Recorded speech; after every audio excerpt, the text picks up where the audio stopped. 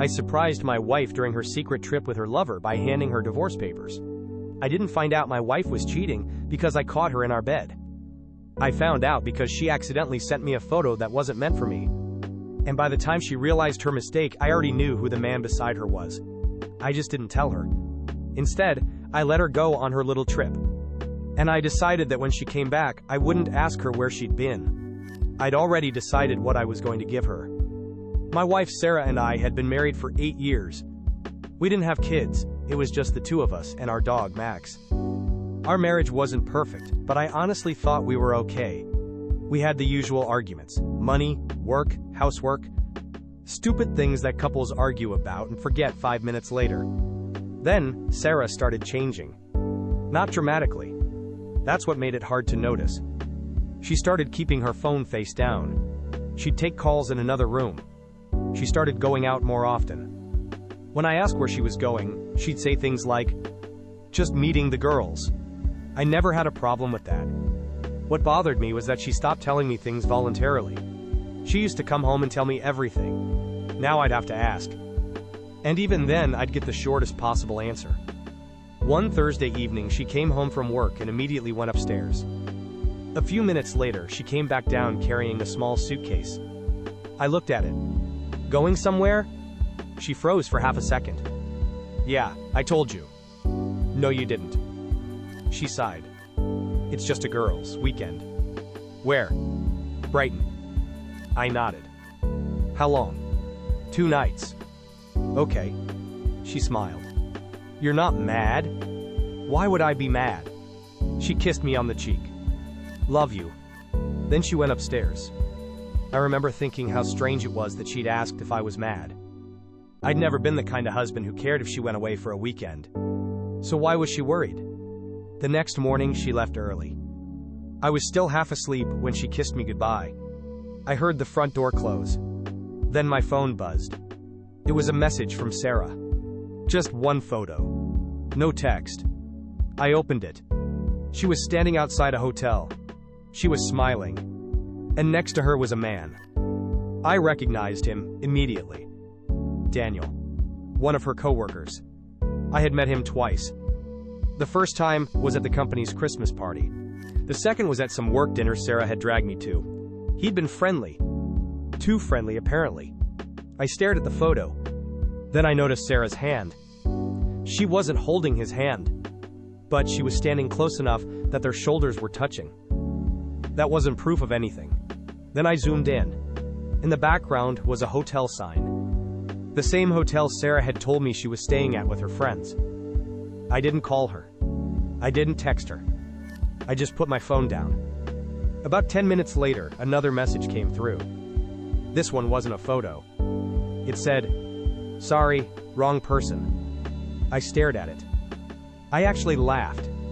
Not because it was funny. Because I couldn't believe that was her explanation. Wrong person? She'd accidentally sent me a picture of herself with another man from the exact hotel she'd told me she was visiting with her girlfriends.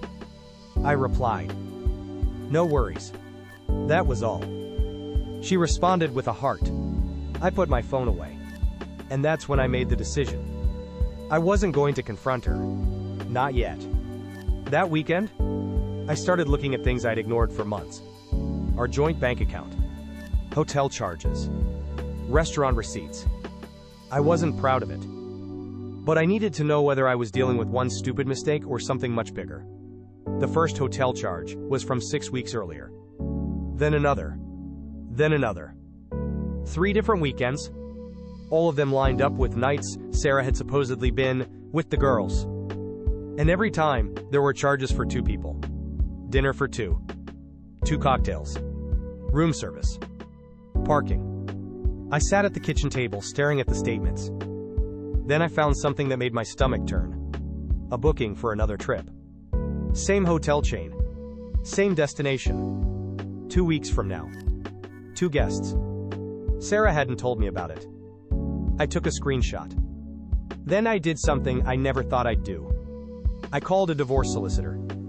The solicitor asked me if I was sure. I said, "I'm sure I don't want to be married to someone who thinks I'm stupid." He told me that if I wanted to proceed, I needed to be careful about what I did next. So I was. I didn't confront Sarah.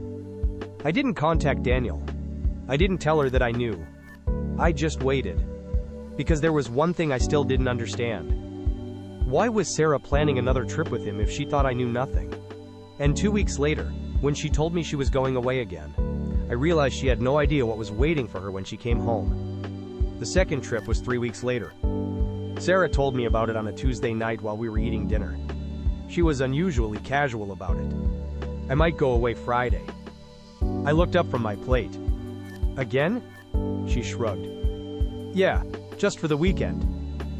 With the girls? Yeah. I nodded. Where? She hesitated. Same place. I didn't say anything. She kept eating. I wanted to ask her about Daniel. I wanted to put the hotel bookings in front of her and watch her face. But I didn't. Instead, I said, "Have fun." She looked at me for a second. "You seem weird." "I'm tired." That was true. I hadn't slept properly in weeks.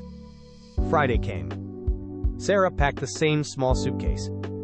Before leaving, she stood in the hallway and kissed me. "I'll be back Sunday." "Okay." "Don't wait up." "I won't." She smiled. Then she left. I watched her car disappear down the street. 20 minutes later, I received a message from my solicitor. The divorce papers were ready. I read the email twice. Then I printed everything. I put the documents in a folder and left them in the bottom drawer of my desk. I wasn't planning to hand them to her yet. Not until I knew exactly what I was dealing with. That afternoon, I called Daniel. He answered immediately. "Hey, mate." I hadn't called him in months. "Where are you?" There was a pause. "At home." "Sarah's away this weekend." Another pause. "Yeah, she said she's with the girls." He laughed nervously. "Okay." I didn't say anything. He finally asked, "Why are you asking me?" "I don't know. Thought you might know. I'm not involved in your wife's plans." That sentence bothered me. Not because it proved anything. Because I hadn't accused him of anything. He had defended himself before I'd even made an accusation. I said, "Fair enough." Then hung up. I sat there for a while. My hands were shaking. I was angry. But underneath the anger was something worse. I felt stupid. I had spent 8 years trusting this woman. Maybe she'd earned that trust. Maybe I'd just been blind. Saturday morning, I received another message from an unknown number. No name. Just a photo. Sarah and Daniel were sitting outside a restaurant. This time, there was no mistake. They were holding hands. I stared at it.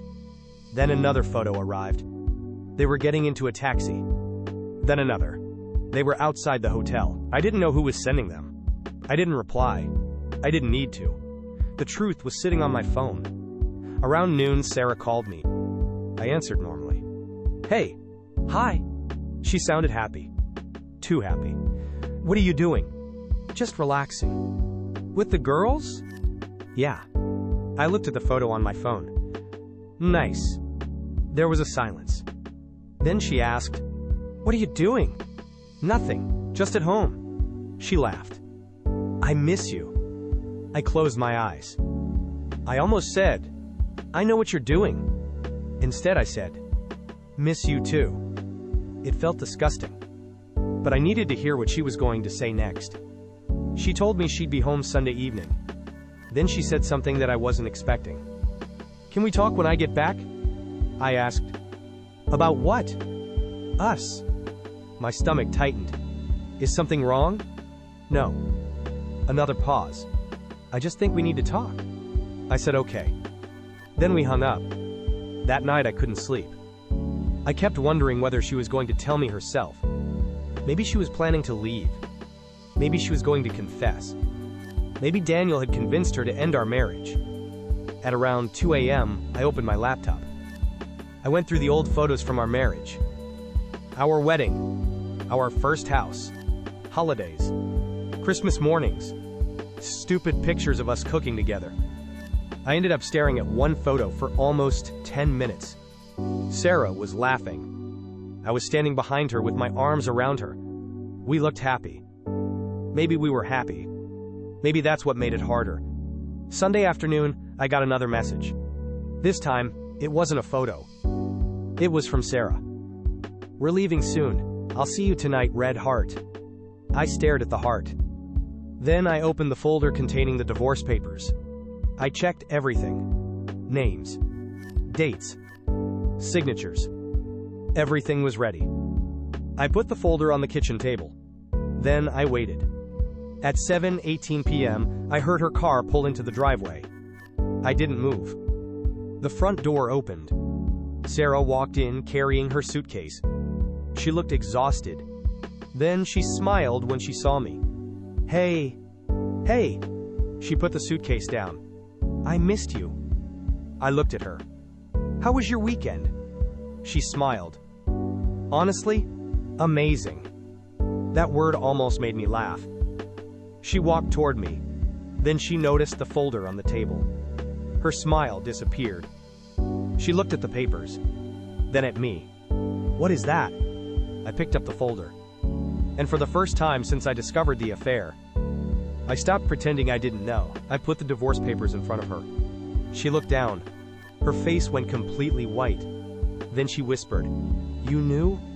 How long have you known?" That was the first thing Sarah asked. Not, "What are you talking about?" Not, "Who's Daniel?" Just, "How long have you known?" I looked at her. "Long enough." She sat down. For a few seconds, neither of us said anything. Then she started crying. "I was going to tell you." I shook my head. "When?" "I don't know." "Before or after the next trip?" She looked at me. "What?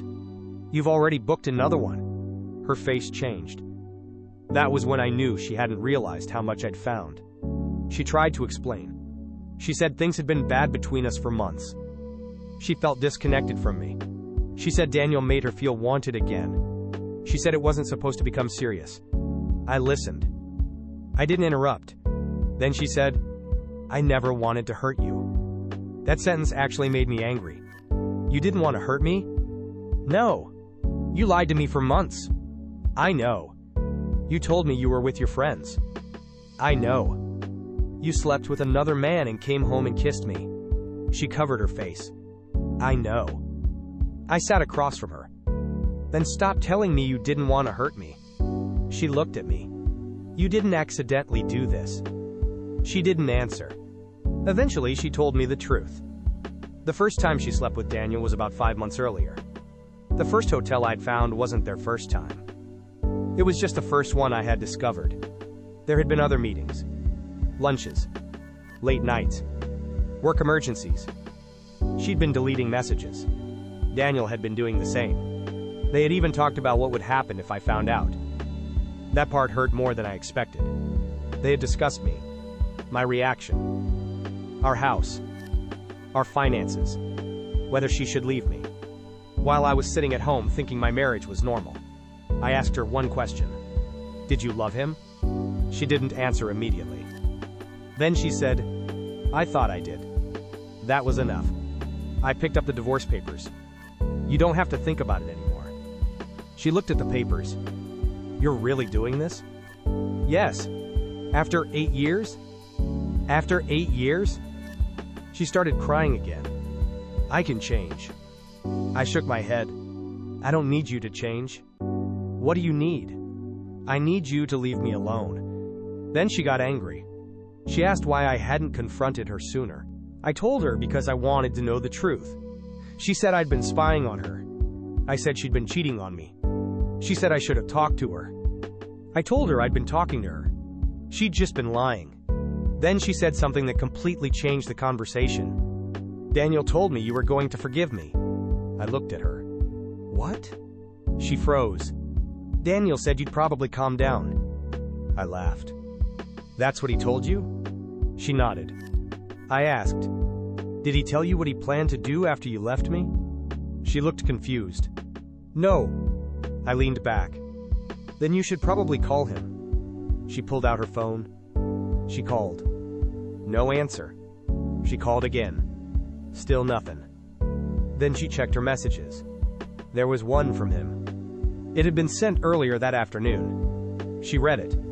Her face dropped. "What does it say?" I asked. She didn't answer.